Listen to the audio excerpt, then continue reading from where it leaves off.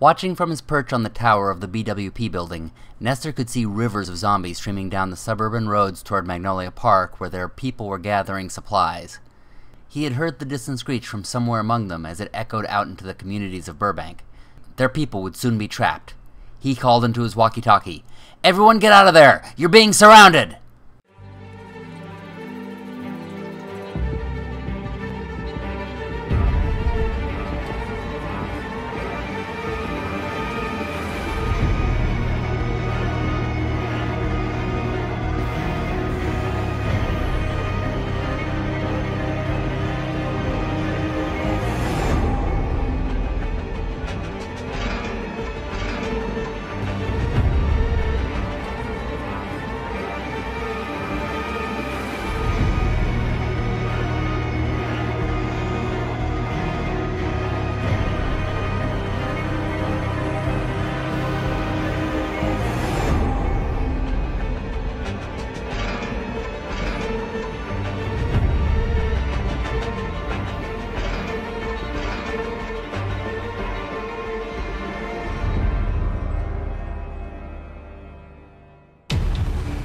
No one asked any question. They all hurried back to their cars and jumped in.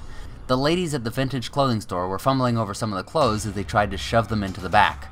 From across the street, Seth was shouting to them to hurry to them with the car while Jessica and Mason shot oncoming walkers. They had gotten in between the two human groups and were crowding in. Buena Vista had been a major road and they poured in like a flood. Jessica ran out of arrows. It looked like they were doomed. Then the car crashed through the group of the dead, creating a path. Seth, Mason, and Jessica piled in and zipped away. Tommy, driving his group's car, got cut off by a large number that poured into the street in front of him. He had to find another way around. He backed over a couple, but feeling that there was some resistance in moving further, he threw it into drive and steered down a side street. Again, they were piled up in front of him, so he steered into the sidewalk, then onto lawns. He kicked it into high gear to get away from the major area of town, weaving around trees and lawn decorations. Everywhere he looked, there were more and more of the walking dead. He tried to avoid them as well so they wouldn't clog up his tires, but he couldn't help but hit a few. One of them flew into his windshield, its head exploding as it cracked the glass. Tommy squinted to see, and Nasiba helped. They weaved around a side street, then down an alley, slowing as little as possible. They knew that the undead were continuing to wander out of the houses, drawn to the siren's call, so the longer they were out, the more dangerous it became. The speed paid off, as they managed to get away from the chaos in no time. Bob and Karen dashed out of Porto's immediately when the creature's scream pierced their ears. Derek was locked in a daze, half-deafened, staring at her. The girl's innocent face now wore a long, beastly dropped jaw. Its skin stretched as it fell unnaturally to her chest. Inside her mouth was a deep blackness from which light could not escape. It seemed to Derek as if voices were calling from within it, the voices of the damned. He could not look away. He was drawn toward it as the girl stepped toward him, leaning in to devour him whole. But Karen grabbed him and yanked Derek back. He shook out of his stupor and looked at his friends. The beast screamed again, then ran at the group, who retreated toward the exit. Bob held the door open for them, and they leaped out. He turned to join them, but then he felt himself sucked backward. Helplessly, he tumbled into the black void inside the girl's mouth. Screaming, Karen turned to him, but Derek told her it was too late and drug her into the car. Now at the main intersection of town, they saw the undead converging from every direction. There were thousands of them. They had to move quickly. From the north, they saw a shambling horde of zombies wearing fantasy and Star Wars shirts. Cosplayers were everywhere. Some of them drug games with them. Geek and Sundry, just up the road, had been holding a large game day event at the time the apocalypse had happened. "Zombie nerds!" Derek shouted, and Karen kicked it into gear and hurried away. She sped the car down Magnolia, but was cut off by a wall of undead before them. Derek grabbed the walkie-talkie and called the group at DIY. "We can't get to you. Is there anywhere else you can get to hide?" Trish, Marion, and Bill froze. One of them was injured, and they could hear the hordes outside. They couldn't remain where they were, lest they be cut down by the infected feral cats. "Can't you push through them?" Trish asked. "The bodies are too thick," Derek told her.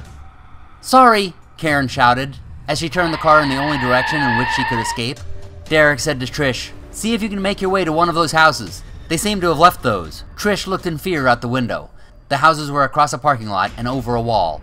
It would take the better part of a minute to get to it, and another minute to climb over. Then, who knew how long it would take them to get into a house, and whether it would be occupied. The sound of something scampering through the store encouraged her to move. The good news about the parking lot was that it was mostly devoid of zombies.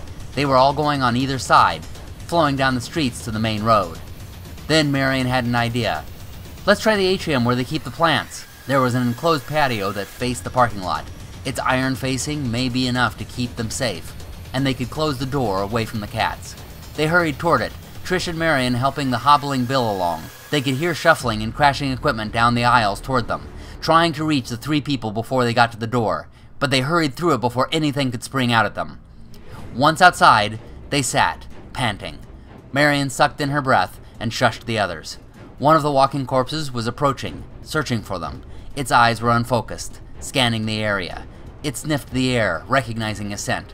Trish held her hand to her mouth, suppressing a cry.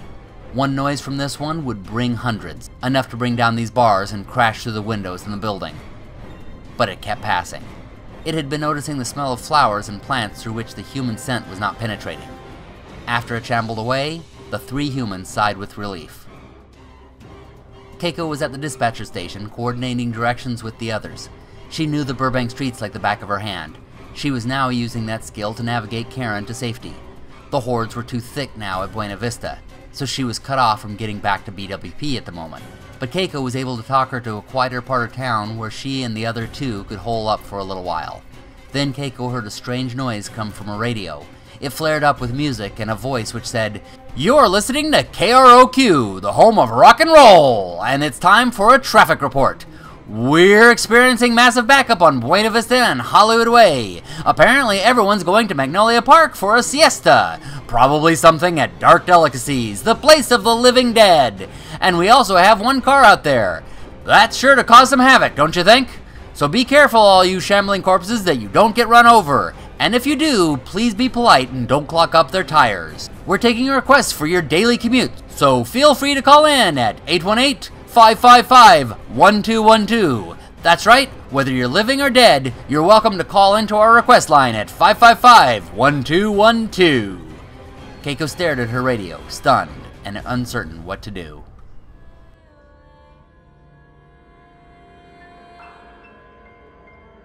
We hope you enjoyed this video. Be sure to subscribe and share it with others.